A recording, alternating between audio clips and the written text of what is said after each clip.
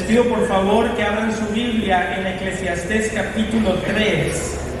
Eclesiastés capítulo 3. Y vamos a darle lectura a este hermoso pasaje de la Escritura. Vamos a estar estudiando el capítulo entero, pero inicialmente voy a leer los primeros 8 versículos. Estamos en el libro de Eclesiastés, capítulo 3, versículo 1 hasta el versículo 8. Voy a leer inicialmente, aunque vamos a estudiar el capítulo completo.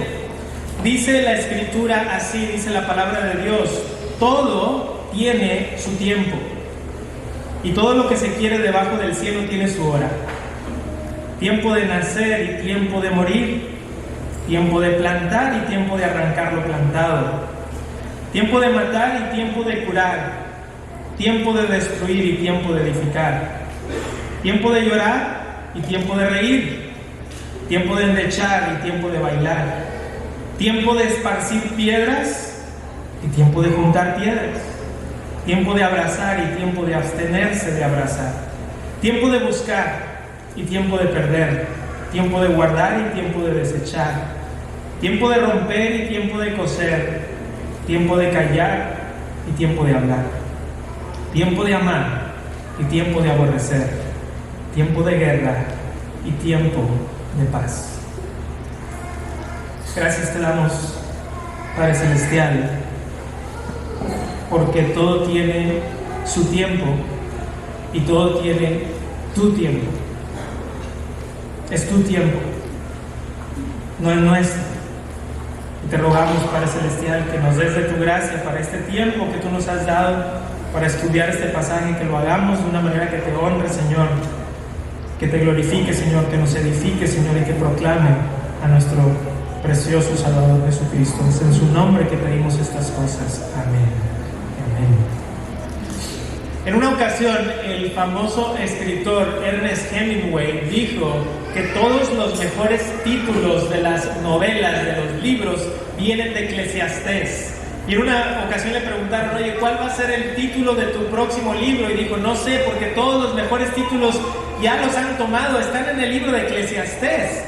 Y esto se debe a que el libro de Eclesiastés, de manera hermosa y poética, nos habla de las realidades de la vida y de nuestra existencia.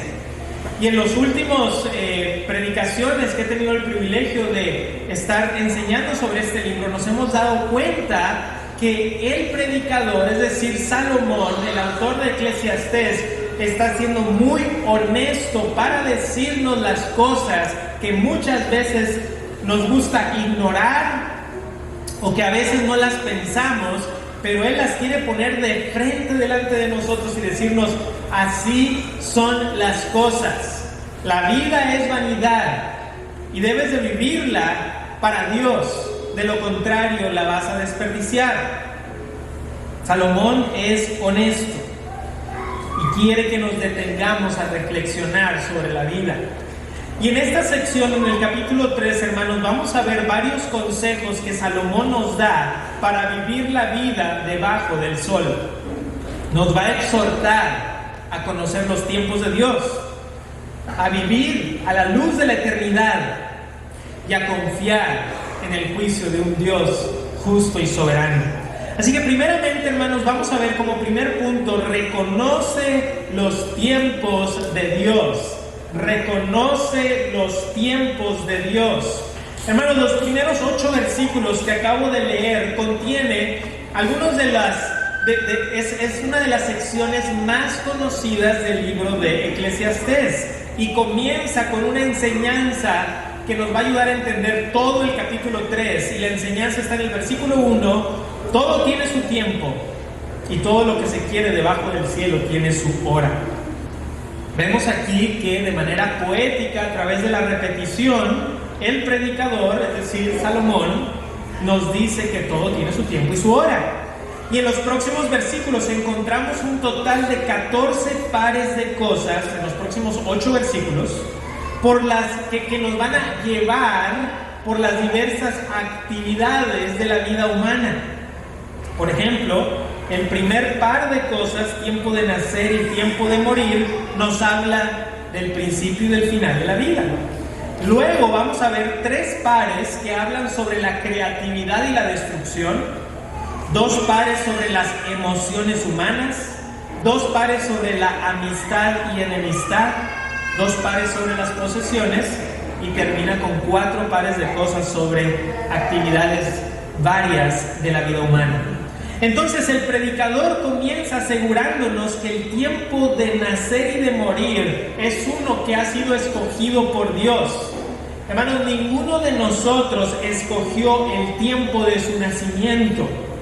Tampoco escogimos a nuestros padres, nuestra nacionalidad, nuestro color de piel, nuestro coeficiente intelectual. Todo eso está fuera de nuestro control, por más que la sociedad del día de hoy quiera oponerse a eso. Ahora he visto que ustedes saben que hay nuevas ideologías, que estas ideologías dicen que lo que sientes es lo que eres.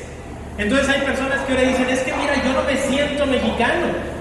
Yo no me siento mexicano, por lo tanto no soy mexicano. Yo no me siento, por lo tanto no soy. Pero la realidad, hermanos, es que por más que queramos huir de eso, hay ciertas realidades de nuestra vida que han sido escogidas por Dios.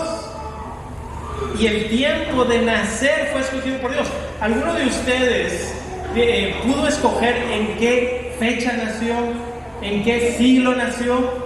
A mí me hubiera gustado nacer en la época de los castillos y la época medieval. No nacimos en esa época. A lo mejor le dice, a mí me gustaría nacer en los próximos 200 años para ver cómo va a ser el mundo allá. Y habrá naves, No nacimos en ese tiempo, nacimos ahora. Y Dios lo decidió por ti. Y de la misma manera, ninguno de nosotros puede escoger el tiempo de nuestra muerte.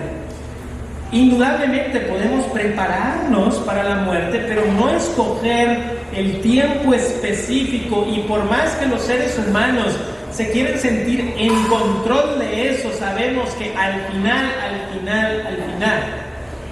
por más que los seres humanos queramos manufacturar nuestra propia muerte, nuestra muerte llegará en el tiempo que Dios ha decidido. ¿Ustedes creen, queridos hermanos, que hay un ser humano que pueda morir en un tiempo que Dios diga, eso no me lo esperaba, no me esperaba que muriera en ese momento, no lo vi?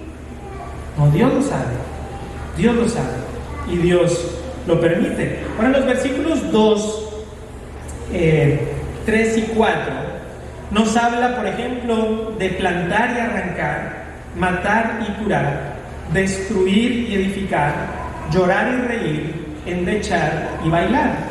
Y quizás se nos haga extraño hablar de tiempo de matar, pero recordemos que Salomón está hablando desde una cultura en donde la guerra para defender la tierra y la familia eran cosas muy comunes y debemos de interpretar de acuerdo al contexto en el cual se está escribiendo.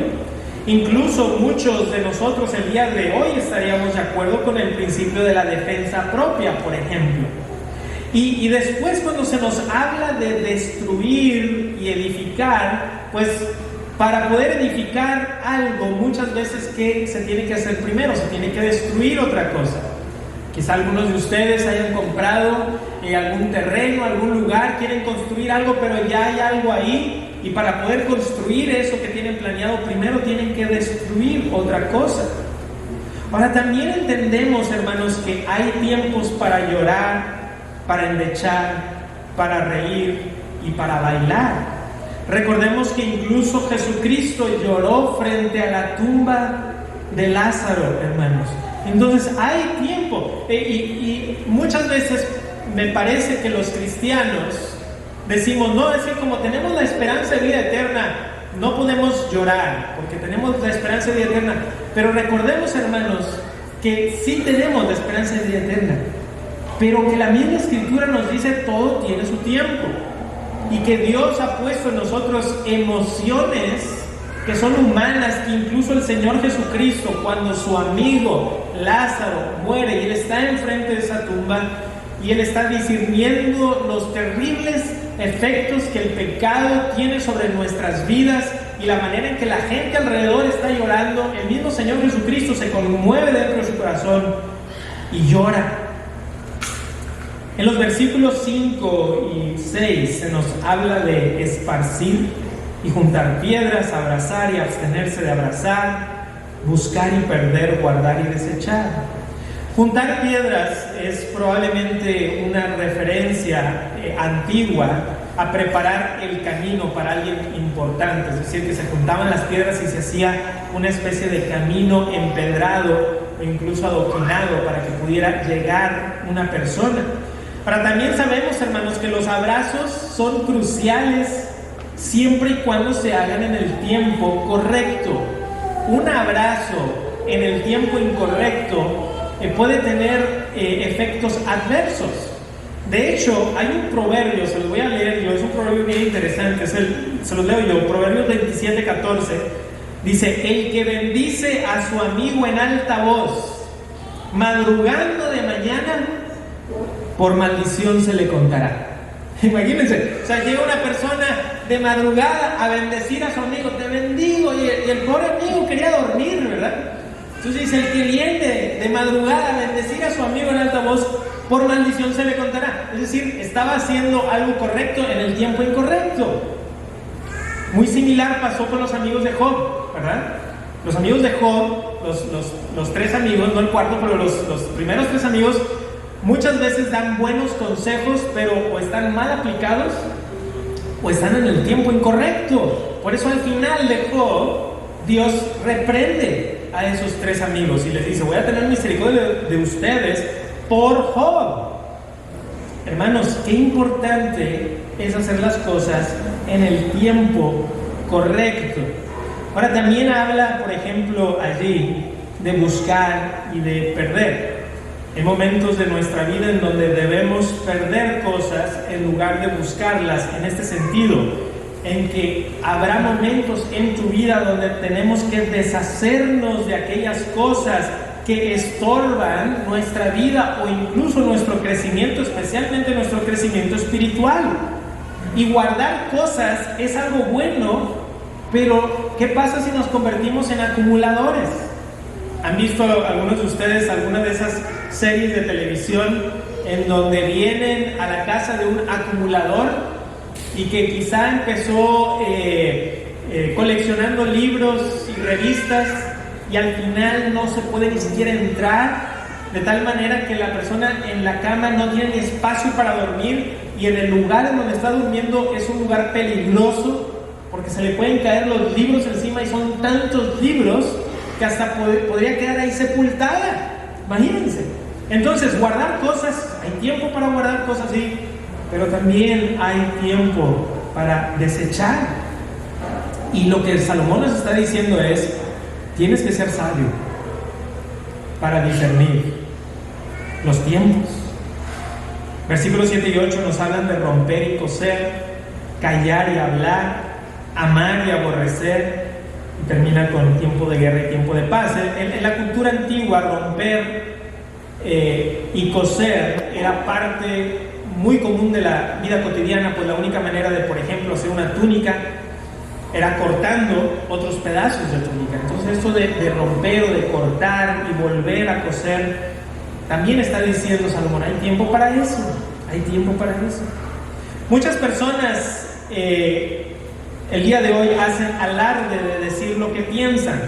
Aquí dice callar, tiempo para callar y tiempo para hablar. Pues hermanos, muchas personas hacen alarde de decir lo que piensan en lugar de pensar lo que dicen.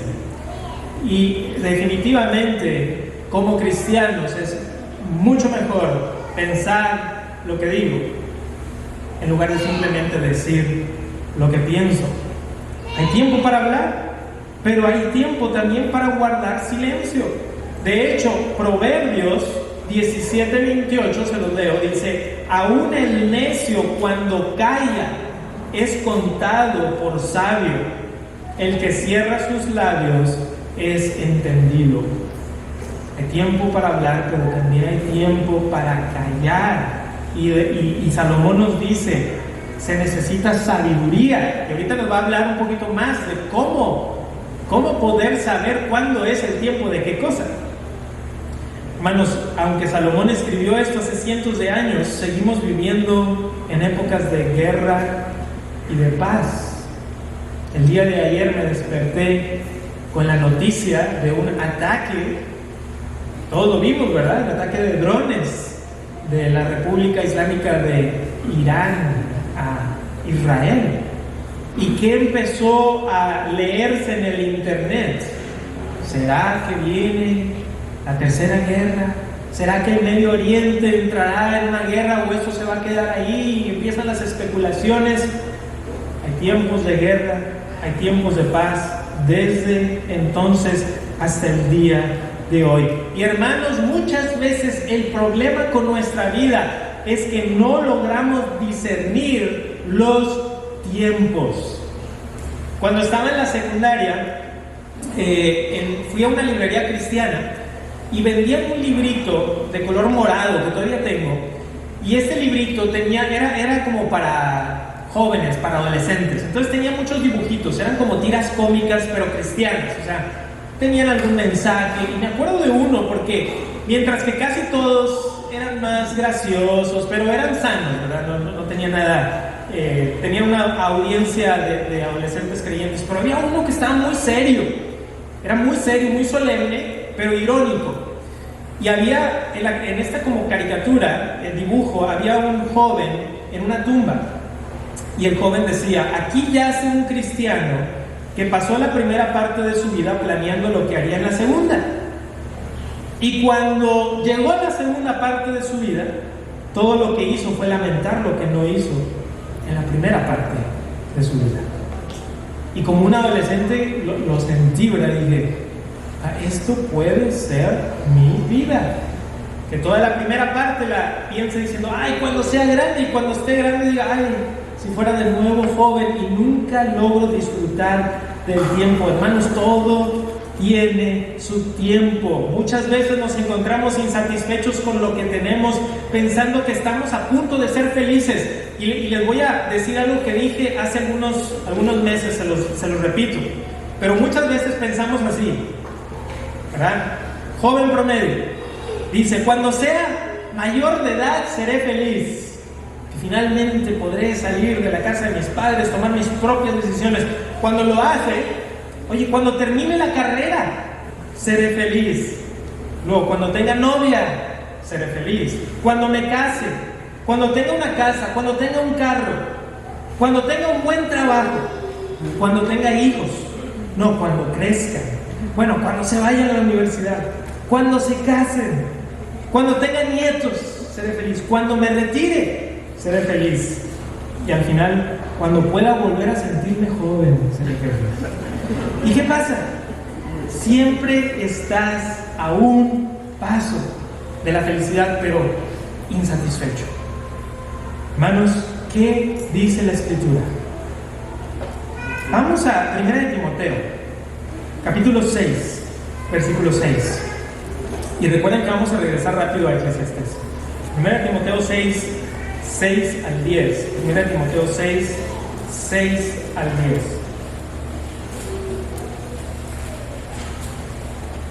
Si les gusta subrayar, este es un buen versos para subrayar. 1 Timoteo 6, del 6 al 10. Dice así la Escritura, y pongan mucha atención, dice: pero gran ganancia es la piedad acompañada de contentamiento, porque nada hemos traído a este mundo y sin duda nada podremos sacar. Así que teniendo sustento y abrigo, estemos contentos con esto, porque los que quieren enriquecerse caen en tentación y lazo y en muchas codicias necias y dañosas, que hunden a los hombres en destrucción y perdición, porque raíz de todos los males es el amor al dinero, el cual, codiciando algunos, se extraviaron de la fe y fueron traspasados de muchos dolores. Lo que Dios quiere para ti es que puedas tener contentamiento. La piedad, es decir, la santidad y el contentamiento, hermanos, esa es la clave. ¿Y cómo podemos nosotros saber cuándo es el tiempo de qué? Bueno, eso lo vamos a ver en el segundo punto. Punto número 2, vive a la luz de la eternidad. Vive a la luz de la eternidad. Regresemos a Eclesiastés capítulo 3, por favor. Eclesiastés capítulo 3, versículos 9 y 10 dice así: ¿Qué provecho tiene el que trabaja de aquello en que se afana?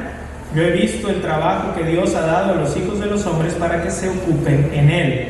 Hermanos, este es un tema que hemos examinado antes, que a menos que mantengamos la perspectiva divina, dijimos que es la perspectiva vertical, no encontraremos satisfacción ni siquiera en nuestro trabajo.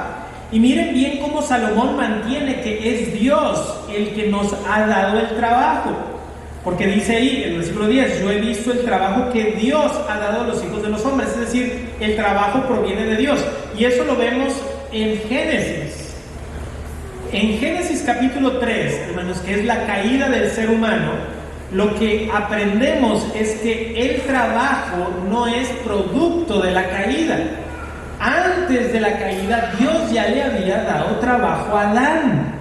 Entonces, el trabajo es un don de Dios si se mantiene la perspectiva divina. Después de Génesis 3, que es la maldición, se nos habla de que ahora al trabajo se le agregarían algunas cosas, ¿verdad? Que con el sudor de tu frente y que el suelo daría cardos y espinos, pero desde antes de eso Dios ya le había dicho a Adán: necesito que guardes y que cuides de este jardín que yo te he dado y que des nombre también a los animales. Entonces, es decir, debemos de saber que Dios sí puede y nosotros debemos de pensar en el trabajo como una bendición de Dios siempre y cuando lo mantengamos en perspectiva. Versículo 11 de Eclesiastés 3: todo lo hizo hermoso en su tiempo y ha puesto eternidad en el corazón de ellos, sin que alcance el hombre a entender la obra que ha hecho Dios desde el principio hasta el fin. Hermanos, este versículo es hermoso porque nos dice que Dios lo ha hecho todo hermoso en su tiempo. Dios lo ha hecho todo hermoso en su tiempo. Dios nos ha creado para su gloria y reflejando su imagen. Y queridos hermanos, este tipo de versículos y otros más nos ha ayudado a nosotros también como padres a navegar las aguas que Dios nos ha puesto. Por ejemplo, cuando hablas con una persona, con un niño, con un hijo que esté pasando por algún tipo de discapacidad física o mental o de otros tipos, podemos tener la confianza que hay hermosura allí y que hay dignidad y que valen por completo y que su vida vale para defenderla y para celebrarla. No solamente eso, sino que Dios ha puesto eternidad en nuestro corazón.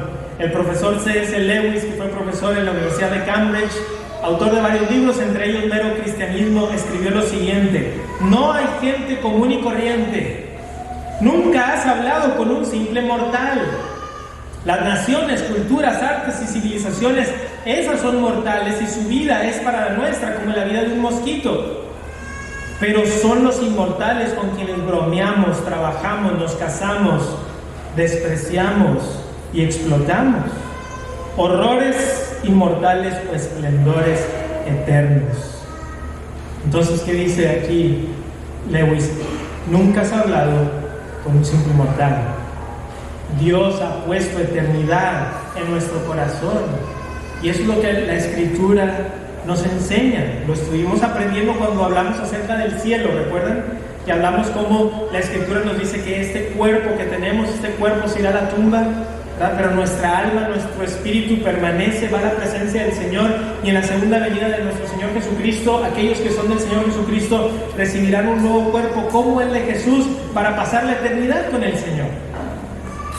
Y hermano, hermana, probablemente te haya pasado que en alguna ocasión de tu vida, o espero que varias veces en tu vida, hayas tenido un sentimiento interno de la inmortalidad. No sé si me puede explicar, pero hay momentos en nuestras vidas en donde hay algo que nos abruma y te das cuenta que eso no es todo lo que hay, sino que hay algo más, hay un anhelo por algo más. Acabamos de pasar por un eclipse, por ejemplo, y depende de cuál sea tu perspectiva cuando ves el eclipse.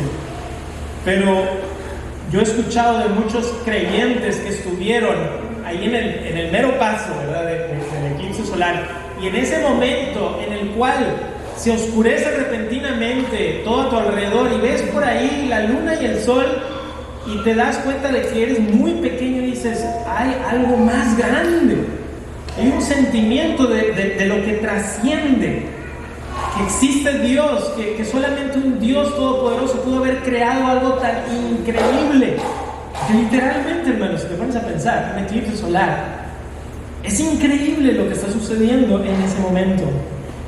Ahora, es verdad que hay personas que anhelan que Dios no exista. Algunos ateos han dicho públicamente, yo espero que Dios no exista. Pero saben que conmigo, y espero que contigo también, es todo lo contrario. Mi deseo y mi confianza está en un Dios todopoderoso que por medio de Cristo nos da la vida eterna. Y aunque somos inmortales, pues Dios nos ha dado un alma inmortal. Eso no significa que entendamos los planes y la obra de Dios. Es por eso que aquí Salomón nos dice, sin que alcance el hombre a entender la obra que Dios ha hecho desde el principio hasta el fin. Es decir, los planes de Dios muchas veces no son incomprensibles. El profeta Isaías lo dijo: como son más altos los cielos que la tierra, así son mis caminos más altos que vuestros caminos, y mis pensamientos más que vuestros pensamientos. Hermanos, cuando antes cantábamos un himno que dice algo así: entenderemos nuestras angustias, entenderemos nuestro pesar. Hermano mío, nunca desmayes, todo en el cielo se ha de aclarar. Y cuando lo cantaba me ponía a pensar cuántas cosas no sabemos. No alcanzamos a ver el panorama de Dios, pero todo se aclarará algún día, que podremos ver cuál era el fin del propósito de Dios, y algunas veces, hermanos, será en la eternidad que lo entenderemos. Y lo interesante es que Salomón nos exhorta a que vivamos hoy al máximo a la luz de la eternidad. O sea, Salomón no dice, puesto que hay eternidad, despreocúpate del presente, no hagas nada, tómate una siesta el resto de tu vida. No, ¿qué dice Salomón? Puesto que vivimos a la luz de la eternidad, vive el presente. O sea, vive tu presente. Mira el versículo 12 y 13. Estamos en Eclesiastés 3. Dice, yo he conocido que no hay para ellos cosa mejor que alegrarse y hacer bien en su vida, y también que es don de Dios que todo hombre coma y beba y goce el bien de toda su labor. Lo vimos hace unas 3 semanas. Dios no está peleado con el disfrute de la vida si lo hacemos desde la perspectiva divina. Es decir, aquí vemos una interesante ironía, que mientras más mantenemos la perspectiva eterna, más disfrutamos nuestro presente. Y una vez más quiero citar a C.S. Lewis. Dice, si lees la historia, encontrarás que los cristianos que más hicieron por el mundo actual fueron precisamente aquellos que pensaron más en el mundo venidero. Desde que los cristianos han dejado en gran medida de pensar en el mundo futuro, se han vuelto ineficaces en este. Es decir, aquellos cristianos que mantienen la perspectiva eterna son los que pueden disfrutar del presente y gozarlo de la manera que Dios quiere. Versículo 14 y 15 dice, he entendido que todo lo que Dios hace será perpetuo, sobre aquello no se añadirá, ni de ello se disminuirá, y lo hace Dios para que delante de Él teman los hombres. Aquello que fue ya es, y lo que ha de ser fue ya, y Dios restaura lo que pasó. Hermanos, una vez más, miren por favor la confianza que Salomón tiene en la soberanía de Dios. Eclesiastés es un libro muy mal entendido, y yo he leído personas que leen el libro de Eclesiastés y dicen, aquí tenemos un libro escrito por alguien que no confía en Dios. Imagínense, aquí tenemos un libro escrito por alguien exageradamente pesimista. Pero ¿qué es lo que está diciendo aquí Salomón? He entendido que todo lo que Dios hace será perpetuo. Hermanos, los planes soberanos de Dios, Dios los hará. Sí o sí. Dijo nuestro Señor Jesucristo que quién de nosotros podría con afanarse añadir a su estatura un codo. más que nos afanamos, es Dios el que decide estas cosas. Así que vemos claramente que Salomón tiene una perspectiva divina que reconoce la soberanía de Dios, reconoce que sus caminos son perfectos y han sido establecidos. Y todo esto tiene un propósito para que delante de Él, de Dios, teman los hombres. Hermanos, el temor del Señor es una de esas doctrinas que en muchas iglesias evangélicas se les saca tanto la vuelta, que cuando se llega a hablar de eso, todo el mundo se mira el uno al otro como que, ¿y eso qué es? ¿Cómo que temer a Dios? No debemos de temer a Dios. Una vez alguien me dijo, sí, no debemos de temerle a Dios, ¿verdad? Eso, Dios no da miedo. El problema es que no entendemos el temor del Señor. La Biblia es clara. Vamos al Salmo 33, por favor. Lo vemos en el Antiguo y Nuevo Testamento, pero en Salmo 33, versículo 8 al 11. Miren cómo dice la Escritura. Salmo 33, 8 al 11. Por si alguno de nosotros dice, ¿y eso de temer a Dios está en la Biblia? Miren lo que dice el Salmo. Teman a Jehová toda la tierra, teman delante de Él todos los habitantes del mundo. ¿Por qué?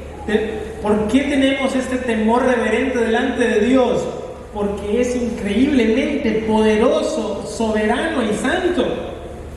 Porque Él dijo y fue hecho, Él mandó y existió. Jehová hace nulo el consejo de las naciones y frustra las maquinaciones de los pueblos. El consejo de Jehová permanecerá ¿para cuándo? Para siempre. Los pensamientos de su corazón por todas las generaciones. Queridos hermanos, el temor del Señor desde una perspectiva bíblica, este temor reverente delante de Dios, viene al darnos cuenta de la grandeza de Dios, que es un Dios todopoderoso y que la única razón por la cual tú y yo estamos en este lugar, en este preciso momento, es por la pura misericordia de Dios. Y nosotros como cristianos debemos de tener tal anhelo de servirle, de amarle y de obedecer a su palabra por ese temor reverente delante de Él. Ahora, por supuesto, hermanos, esto no niega ninguna de las grandes verdades del Evangelio, de que hemos sido hechos hijos de Dios, que podemos ir con confianza delante de Dios por medio del Señor Jesucristo. Pero no podemos negar una doctrina por la otra, sino que lo vemos como la experiencia de la vida cristiana. Una de completa confianza delante de un Padre amoroso, bueno y justo. Pero que no se nos olvide que somos polvo y al polvo regresaremos. Y que adoramos a un Dios omnipotente, que todo lo ve y que hace justicia. Quisiera que por un momento te imaginaras que aquí hay una línea que se extiende a mi derecha, una línea negra, vamos a suponer, y no puedes ver ni dónde empieza. Vamos a decir que esto es la eternidad pasada, donde Dios habita, ¿verdad? Y desde donde Dios estaba antes de la creación del mundo.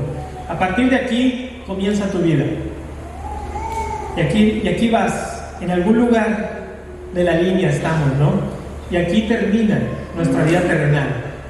¿En qué lugar tú y yo estamos de esta línea de tiempo? No lo sé. Algunos están aquí, algunos en medio, Dios sabe. Pero esta línea en realidad no termina aquí, sino que sigue.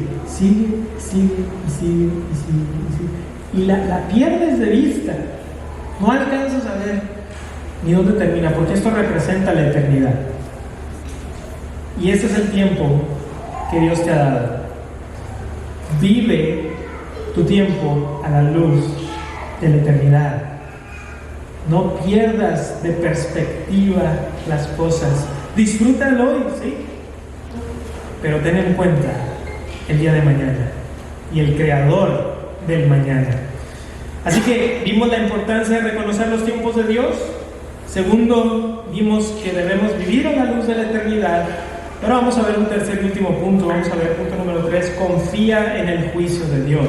Confía en el juicio de Dios. Versículo 16 de Eclesiastés. Vi más debajo del sol. En lugar de juicio, allí impiedad. Y en lugar de la justicia, allí iniquidad. Damos una pausa ahí. Salomón, con esta honestidad impresionante, nos habla de la realidad del mundo en el que vivimos, un mundo de impiedad, de injusticia e iniquidad. Creo que todos nosotros en algún punto de nuestra vida hemos sido víctimas de alguna injusticia, en algún punto de nuestra vida. Y si no te ha pasado, joven, niños, te va a pasar algún día. Incluso los niños desde chiquitos ya empiezan a tener este sentido de la justicia, ¿verdad? Me llama la atención cómo tan pequeños. Marcos, la primera vez que dijo, no es justo. Digo, oye, ¿quién le enseñó? ¿Quién le enseñó este sentido de la justicia, verdad? Pero empiezan a percibir si algo es justo o es injusto. Ahora, a veces su percepción es incorrecta, algunas veces es correcta. Pero todos nosotros, en algún punto de nuestra vida, seremos víctimas de injusticia. Vivimos en una sociedad corrupta y alrededor vemos corrupción y cada vez más corrupción moral incluso. Muchas personas critican el cristianismo porque dicen que los cristianos creen que vivimos en un mundo color de rosa, como dice la expresión. Pero la realidad es que la Biblia nos presenta el mundo tal y como es, con dolor, con injusticia, con crueldad. Una vez escuché al pastor John Piper decir que en el mundo en el que vivimos vemos increíble belleza y vemos increíbles injusticias. A veces no sabemos qué hacer con eso como cristianos, ¿verdad? Porque por un lado ves la increíble belleza del mundo y de las cosas a nuestro alrededor, y por el otro lado ves las terribles injusticias que hay. Y dices, Señor, no lo entiendo. Esto parece paradójico. ¿Y qué dice Salomón? ¿Verdad que sí? Salomón dice, escribí un libro al respecto. Si tú como cristiano te has sentido así, hay un libro entero en las Escrituras para guiarnos a través de estas situaciones en nuestra vida, en donde sentimos esto. ¿Significa eso que debemos adoptar una actitud pesimista delante del mundo? No, porque eso lo vemos en el próximo versículo 17 dice, y dije yo en mi corazón, al justo y al impío juzgará Dios, porque allí hay un tiempo para todo lo que se quiere y para todo lo que se hace. Entonces el rey Salomón reflexiona que aunque las personas pueden salirse con la suya en esta vida debajo del sol, nadie se escapa de los ojos de Dios.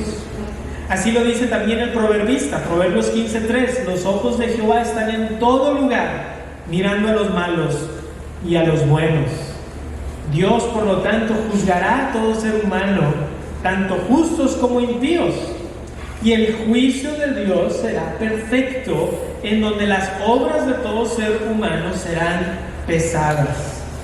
El justo será salvado por su fe y recibirá su recompensa de acuerdo a las obras que ha hecho en gracia para la gloria de Dios. Y el impío será juzgado por sus malas obras y condenado justamente.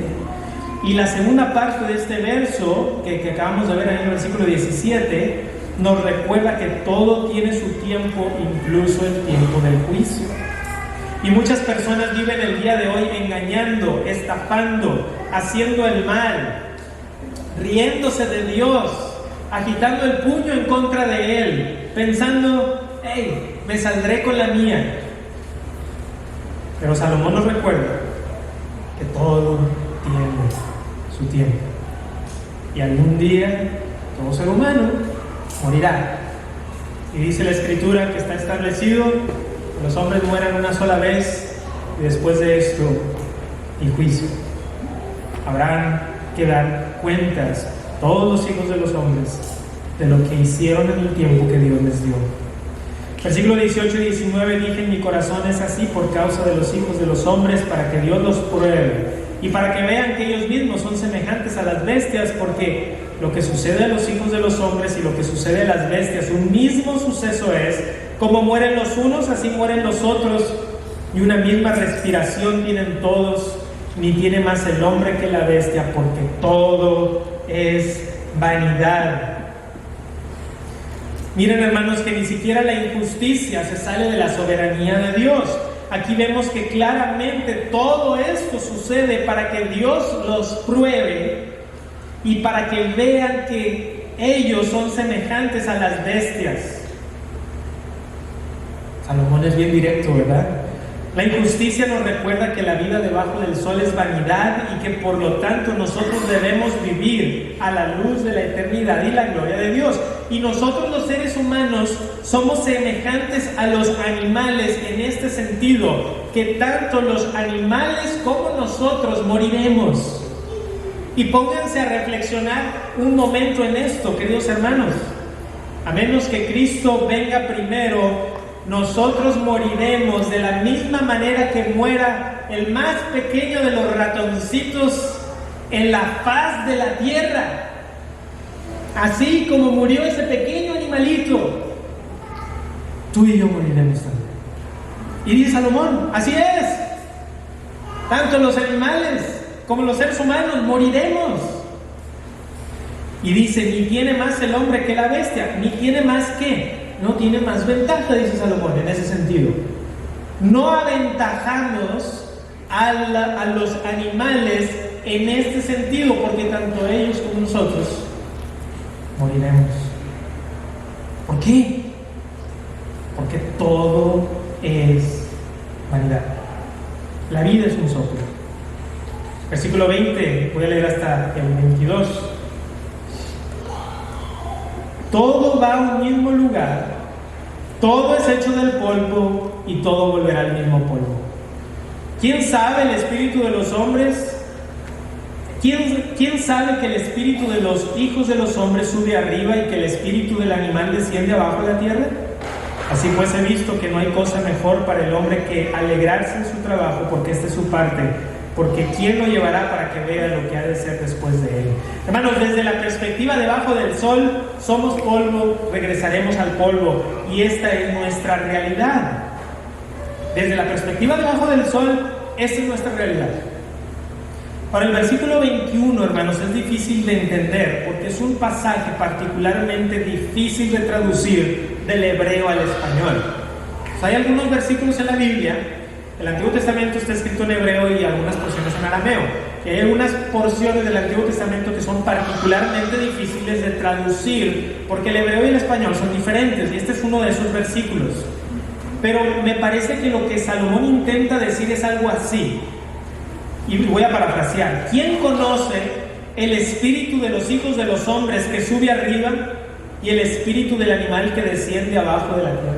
Algo así está tratando de decir Salomón. Es decir, Salomón no está cuestionando que el espíritu del ser humano ascienda o que vaya a la presencia del Señor. Simplemente está reconociendo que nosotros, los seres humanos aquí en la tierra, no tenemos la capacidad de ver el espíritu que sube arriba. Parte de nuestra limitación, de nuestra vida debajo del sol, es que tenemos que confiar en Dios después de la muerte. Porque cuando una persona muere, nosotros con nuestros ojos mortales no vemos el espíritu ascendiendo.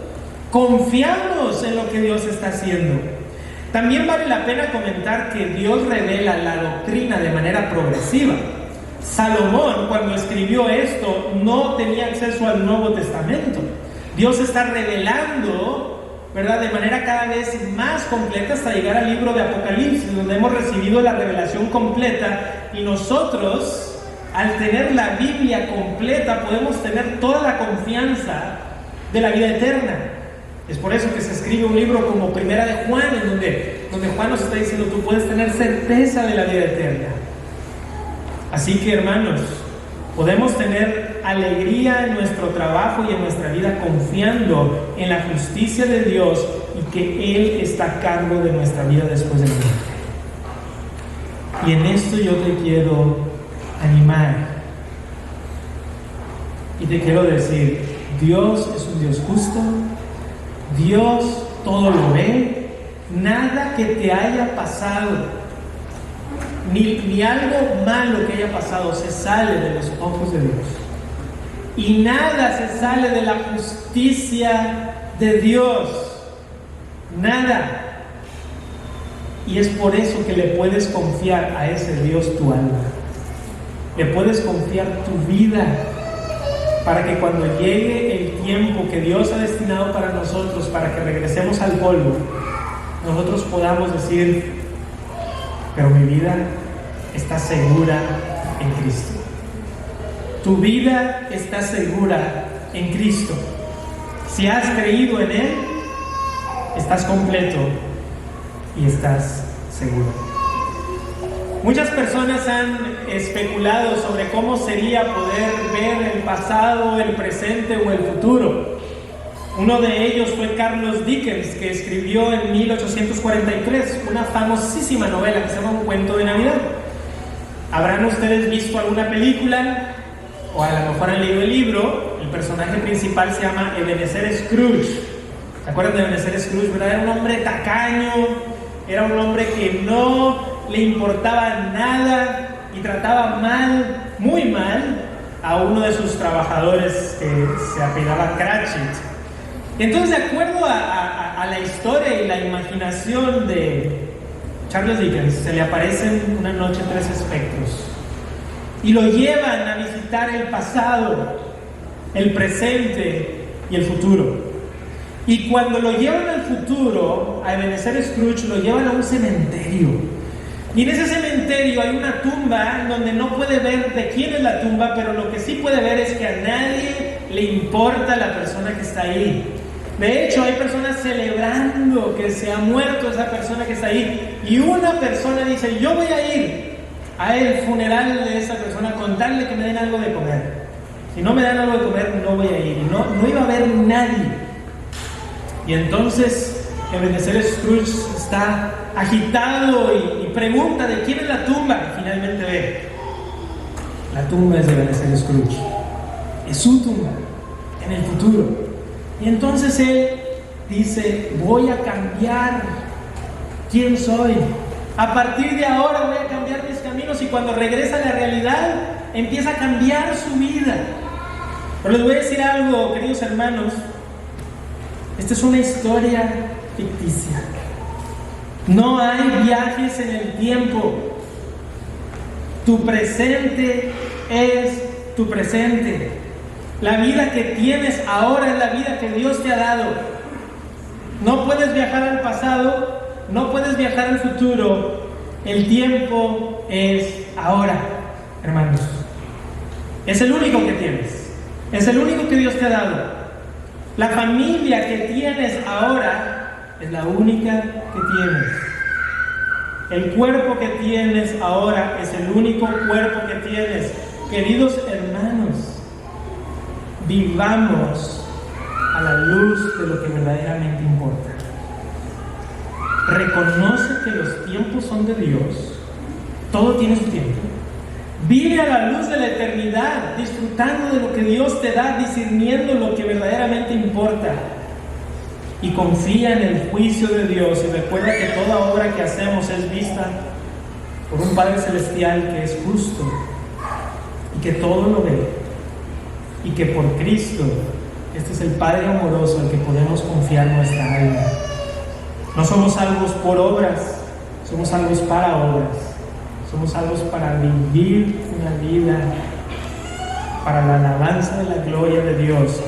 Y hermano, hermana, yo te quiero exhortar el día de hoy a que hagas una pausa en tu vida, que medites lo que estás haciendo y te hagas las preguntas que Salomón se hizo, y que puedas hacer los cambios y los ajustes que tengas que hacer en tu vida para que puedas vivir para la gloria de Dios.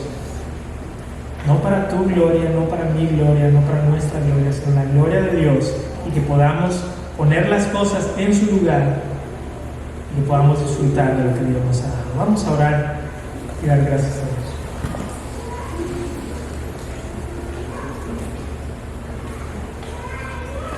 Te damos las gracias, Señor, porque tú has puesto eternidad en nuestros corazones. Todo lo has hecho hermoso en su tiempo. Delante de tus ojos hemos sido hechos con la hermosura de tu plan perfecto. Hemos sido cubiertos con la preciosa sangre de Jesús. Y todo aquel que ha creído en ti, Señor, experimenta la certeza de la vida eterna, Señor. Y confieso delante de ti que muchas veces yo estoy viviendo el presente sin pensar en la eternidad, Señor. Y me afano por tantas cosas que no me doy cuenta de las múltiples bendiciones que tú has puesto a mi alrededor, Señor. Y te pido por mis hermanos también, que sepan que el tiempo que tú nos has dado es es un regalo. No podemos regresarnos, no podemos adelantarnos. El tiempo es tuyo. Ayúdanos a vivir a la luz de la eternidad, disfrutándolo profundamente, gozándonos en lo que tú has hecho en nuestras vidas. Lo pedimos en el nombre de nuestro Señor y Salvador Jesucristo.